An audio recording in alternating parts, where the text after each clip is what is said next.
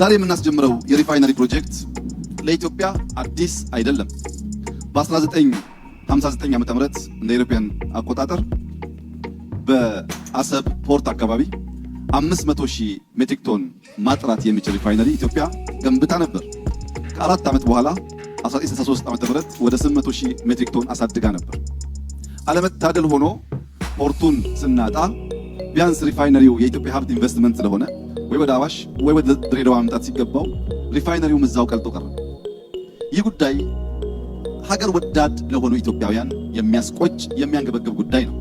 ፖርት ላይ ኢንቨስት አድርገን፣ ኤርፖርት ላይ ኢንቨስት አድርገን፣ መንገዶች ላይ ኢንቨስት አድርገን እነዛን እንኳን ማጣት ሳያንሰን በብዙ ሀብት የተገነባ ሪፋይነሪ ደግሞ ለኢትዮጵያ ብቻ የሚያገለግል ሪፋይነሪ በቆመበት እንዲበላሽና እንዲጠፋ መደረጉ እጅግ የሚያስቆጭ ተግባር ስለሆነ ያ ቁጭታችንን በምሬት በለቅሶ በሐዘን ሳይሆን እንዲህ በተግባር በመስራት መወጣት ስላለብን እዚህ ቦታ ዛሬ ያስጀመርነው ሪፋይነሪ 3.5 ሚሊዮን ሜትሪክ ቶን ማለት እዚያ አሰብ ካጣነው ቢያንስ 4 እጥፍ ማለት ነው።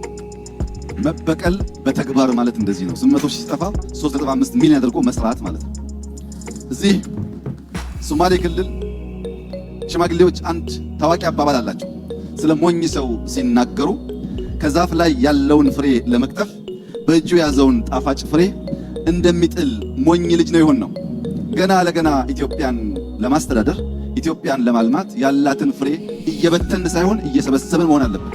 ያ ደግሞ የሚሆነው ከትናንትና ጋር በጥቅሉ ሳንጣላ ስንቀር፣ ትናንትና ውስጥ መልካም ስራ ሲኖር ፈልቅቀን የምንጠቀም የምናሳድግ፣ ትናንትና ውስጥ ስንክሳር ሲኖር የምናርም ከሆነ ሪፋይነሪን የሚያክል ነገር እንደዋዛ ጥለን አንመጣም።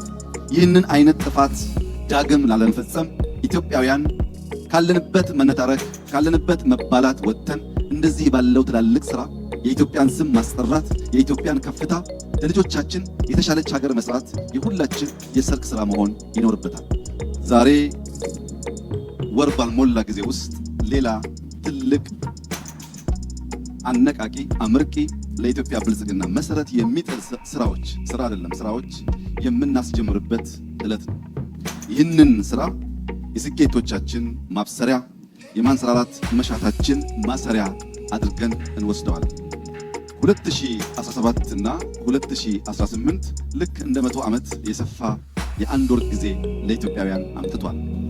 በ2018 ዋዜማ ህዳሴ የሚባል የንጋት ብስራት የተበሰረበት እጅግ ከፍተኛ የሆነ ለአፍሪካ በሙሉ የሚያነቃቃና የሚያበረታታ የኢነርጂ ፕሮጀክት አስመረቀ። አንድ ወር ባልሞላ ጊዜ ውስጥ አሁን እዚህ ቦታ ያስጀመርናቸውንና ወደ 10 ቢሊዮን ዶላር የሚጠጋ ኢንቨስትመንት በሶማሌ ክልል ለማስጀመርና ለማስመረቅ ስለተገናኘን እንኳን ደስ ያላችሁ ለማለት እወዳለሁ። ተክተን ጀምረን እንድንጨርስ ግን ተክተው የሚተቹ ተክተው የሚዋሹ ደግሞ ያስፈልጋል። እነሱ ይዋሻሉ፣ እኛ እንሰራለን። እነሱ ያወራሉ፣ እኛ እንከናወናለን። በስራዎቻችን ሁሉ ኢትዮጵያን ከፍ እናደርጋለን። በስራዎቻችን ሁሉ ብልጽግናን እናረጋግጣለን። ይህ እስኪሆን ድረስ የማንተኛ መሆኑን በድጋሚ ለመላው የኢትዮጵያ ሕዝብ መግለጽ እወዳለሁ።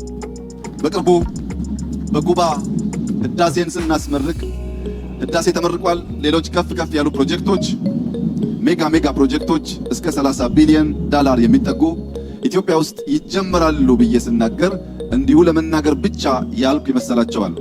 የ30 ቢሊዮን ዶላር ኢንቨስትመንት ልክ ዛሬ እንዳያችሁት ሙሉ በሙሉ ተጠንቶ ዝግጅት ተደርጎበት የሀብት ምንጭ ተለይቶ ካለምንም ጥርጥር በሚቀጥሉት 5 እና 6 ዓመታት የሚፈጸሙ ፕሮጀክቶች ይሆናሉ። ከነዚህ ውስጥ አንደኛው የ3.5 ሚሊዮን ቶን ሪፋይነሪ ዛሬ እዚህ ያስጀመር ነው። እንዲሁም እጅግ ግዙፍ የሆነ የፈርቲላይዘር የማዳበሪያ ፋብሪካ፣ ከዚያ በተጨማሪ ደግሞ ከካሉብ ወደዚህ ከ100 ኪሎ ሜትር በላይ ጋዝ ትራንስፖርት የምናደርግበት ፓይፕላይን 3 ፕሮጀክቶች እዚህ ጎዴ ላይ ያሉ ሲሆን ካሉብ ላይ ደግሞ የመጀመሪያው ፌዝ የጋዝ ፋብሪካ ዛሬ ስራ ይጀምራል። ሁለተኛው የጋዝ ፋብሪካ 12 እጥፍ ከአንደኛው የጋዝ ፋብሪካ የሚበልጥ ዛሬ ይጀምራል። የ1000 ሜጋዋት ኢነርጂ 1000 ሜጋዋት ሲባል ከህዳሴ ከሚያመነጨው ከግማሽ በላይ ዛሬ በካሉብ የኢነርጂ ማስጀመሪያ ፕሮግራም ይኖረናል። እነዚህ ሲደመሩ ፕላስ ኦር ማይነስ $10 ቢሊዮን ይጠጋሉ። በቅርቡ የተፈራረምነው የኒውክሌር ፕላንት ከ5 እስከ $7 ቢሊዮን ይፈጃል። በቅርቡ እንዲሁ ፕሮግራም የምናስጀምረው የወርቅ ሪፋይነሪ እና የብር ማተሚያ ፕሮጀክቶቻችን በአዲስ አበባ ላይ ስራ የጀመሩ ሲሆን እነሱም እንዳስፈላጊነቱ የሚገለጥ ይሆናል። የኤርፖርት ስራችን ወደ $10 ቢሊዮን የሚጠጋ ፕሮጀክት ይሆናል። የሃውሱ ሲጨመር 30ው ተጠናቀቀ ማለት ነው። የኢትዮጵያ መንግስት በዚህ ውስጥ በሁሉም ፕሮጀክቶች ትላልቅ ሼር ባለቤት ስለሆነ ለኢንቨስተር እየሰጠን ሳይሆን ከኢንቨስተሮች ጋር በጋራ ማዳበሪያውም ግማሽ የሚተካከል ሀብት የኛ ነው። በሪፋይነሪውም በክሪፕቶም በሁሉም የኢትዮጵያ የሚገባትን ያክል ሼር ይዛ አብራ ስለምትሰራ መላ ኢትዮጵያውያን እንኳን ደስ አላችሁ። ዛሬ ጀምረናል፣ ጨርሰን ደግሞ እናሳያችኋለን። እጅግ አድርጌ አመሰግናለሁ።